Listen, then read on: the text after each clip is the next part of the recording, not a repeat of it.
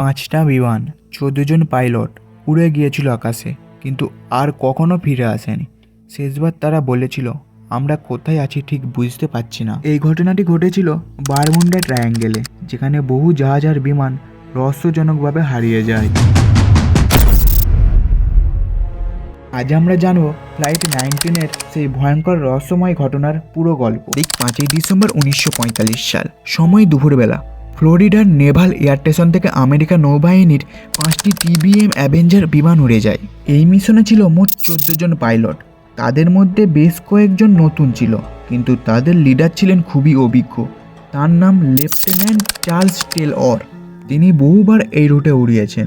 সমুদ্রের এই পথ তার কাছে নতুন কিছু ছিল না। মিশনের পরিকল্পনা ছিল খুবই সাধারণ: নির্দিষ্ট একটি রুট ধরে উড়ে যাওয়া, টার্গেট প্র্যাকটিস করা এবং তারপর ঘাঁটিতে ফিরে আসা। শুরুতে সব কিছুই একদম স্বাভাবিক ছিল। আকাশ পরিষ্কার, আবহাওয়া ভালো, আর পাইলটদের কণ্ঠে কোনো দুশ্চিন্তা ছিল না। বিমানগুলো নির্দিষ্ট পয়েন্টে পৌঁছায় এবং প্র্যাকটিসও সম্পন্ন করে। সব কিছুই ঠিকঠাক চলছিল, কিন্তু এরপর যা হলো তা পৃথিবীর বুকে থাকা মানুষদের পুরো অবাক করে তোলে। কয়েক ঘন্টা পরে রেডিওতে হঠাৎ লিডার পাইলটের কণ্ঠ শোনা যায়। তার কণ্ঠে ছিল অস্বস্তি। তিনি বলেন, আমার কম্পাস কাজ করছে না।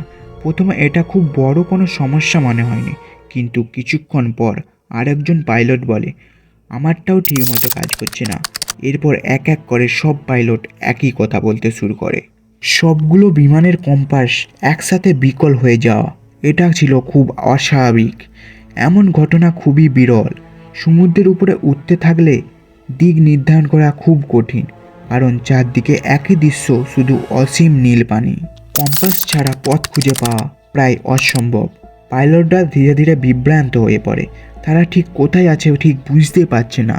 রেডিওতে তারা বলতে থাকে, আমরা পথ হারিয়ে ফেলেছি, সব কিছুই একই রকম লাগছে। কেউ কেউ ভাবছিল তারা হয়তো ভুল জায়গায় চলে এসেছে। গ্রাউন্ড কন্ট্রোল চেষ্টা করছিল তাদের সাহায্য করতে। তারা পাইলটদের বলছিল, পশ্চিম দিকে উড়ো, তাহলে ফ্লোরিডায় ফিরে আসবে। কিন্তু পাইলটরা ঠিক বুঝতেই পারছিল না পশ্চিম দিক কোন দিকে। কম্পাস না থাকায় তারা পুরোপুরি দিক হারিয়ে ফেলেছিল। সময় যত যাচ্ছিল পরিস্থিতি তত খারাপ হচ্ছিল। আকাশে ধীরে ধীরে সন্ধ্যা নেমে আসছিল, অন্ধকার বাড়ছিল, আর পাইলটদের ভয়ও বাড়ছিল। রেডিওতে তাদের কণ্ঠ কাঁপছিল। বিমান থেকে একজন বলেছিল, আমরা নিশ্চিত না আমরা কোথায় আছি। তারপর আসে সেই লাইন যেটা আজও এই রহস্যকে আরও গভীর করে তোলে। একজন পাইলট বলেছিল, সমুদ্রটা অদ্ভুত দেখাচ্ছে। এই কথার মানে কী ছিল আজও কেউ জানে না। সমুদ্র কি সত্যিই বদলে গিয়েছিল, নাকি তাদের চোখে কোনো বিভ্রম তৈরি হয়েছিল? সময় গড়াতে থাকে, বিমানের ফুয়েল কমতে শুরু করে। এখন তাদের সামনে এটাই সবচেয়ে বড় সমস্যা। ওই দিক থেকে রেডিওতে শোনা যাচ্ছিল, তারা চেষ্টা করছে একসাথে থাকতে, কারণ সবকটি বিমান আলাদা হয়ে গেলে বাঁচার সম্ভাবনা আরও কমে যাবে। শেষ দিকে পাইলটদের কণ্ঠে ভয় স্পষ্ট ছিল। তারপর হঠাৎ করেই সব কিছু নিঃশব্দ হয়ে যায়। রেডিও যোগাযোগ সম্পূর্ণ বন্ধ। 5টি বিমান, 14 জন মানুষ এক মুহূর্তে অদৃশ্য হয়ে যায়। ঘটনার সঙ্গে সঙ্গে উদ্ধার অভিযান শুরু হয়। একটি বড় রেস্কিউ বিমান পাঠানো হয়, মার্টিন মারিনার। এই বিমানটি ছিল শক্তিশালী এবং দূরপাল্লার।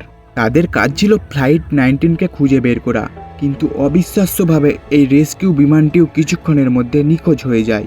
কেউ আর তাদের সাথে যোগাযোগ করতে পারেনি। পরিস্থিতি আরও ভয়ঙ্কর হয়ে যায়। একই দিনে এক নয় 2টি বিমানের দল অদৃশ্য। এরপর শুরু হয় বিমান অনুসন্ধান অভিযান। শত শত জাহাজ, ডজন ডজন বিমান, কয়েক হাজার মানুষ সমুদ্রের বিশাল এলাকায় খোঁজ চালাতে থাকে। দিন কেটে যায়, তারপর সপ্তাহ, কিন্তু কিছুই পাওয়া যায় না। না কোনো ধ্বংসাবশেষ, না কোনো তেলের দাগ, না কোনো মৃতদেহ, একেবারে কিছুই না। মনে হচ্ছিল বিমানগুলি যেন হঠাৎ করেই পৃথিবী থেকে মুছে গেছে। ঘটনার পর থেকেই বারমুডা ট্রায়াঙ্গেল আরও বেশি রহস্যময় হয়ে ওঠে। মানুষ বিভিন্ন তথ্য দিতে শুরু করে। কেউ বলে এখানে অদ্ভুত ম্যাগনেটিক শক্তি আছে যা কম্পাস নষ্ট করে দেয়। আবার কেউ বলে হঠাৎ তৈরি হওয়া ঝড় বা রোগ ওয়েভ যা কিছু ধ্বংস করে দেয়। আবার কেউ এটাও বিশ্বাস করে যে এখানে সময়ের বিকৃত হয়, মানে এই ধরনের টাইম গ্যাপ যা ঢুকলে আর কখনো বেরাতে পারবে না। তো সত্যি কথা হলো, আজ পর্যন্ত এই ঘটনার কোনো নির্দিষ্ট ব্যাখ্যা পাওয়া যায়নি। এই ঘটনা অসমাপ্ত। তাহলে এখানে প্রশ্ন হলো, সেই 5টি বিমান কোথায় গেল? তারা কি ঝড়ের মধ্যে পড়েছিল, নাকি সত্যিই কোনো অজানা শক্তির শিকার হয়েছিল? আপনি কি মনে করেন তা অবশ্যই কমেন্টে লিখে জানাবেন। আর এমনই রহস্যময় ভিডিও দেখতে ভিডিওটিকে একটি লাইক করে চ্যানেলটিকে সাবস্ক্রাইব করতে ভুলবেন না।